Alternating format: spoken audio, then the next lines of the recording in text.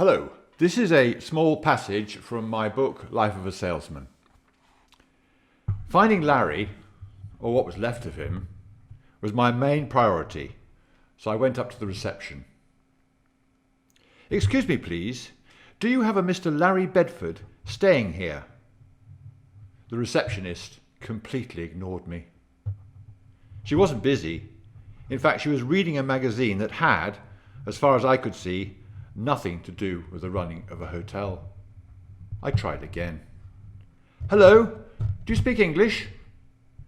This time she looked up at me, picked up the phone and dialed an internal number. In a few minutes, another girl appeared and asked if she could help. "Yes, please. I'm trying to find out if a Mr. Larry Bedford is staying in the hotel." She looked at the computer, checked a few pieces of paper that were lying on the desk in a higgledy-piggledy fashion and said, "No, we do not." No wonder Larry hadn't met me. I bet he wasn't even in the country. And it was definitely the correct hotel. No mistake there. I now needed time to plan my next course of action. My first instinct was to fly straight back to Poland, keep all the money and get a job there. But I decided not to be too hasty and found a small bar in the corner of the hotel. I ordered a beer and just watched people walk in and out of the hotel.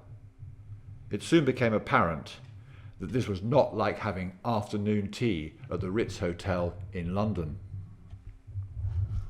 The foyer was crawling with big guys carrying mobile phones that looked like bricks, wearing ankle-length leather jackets and sporting very short haircuts.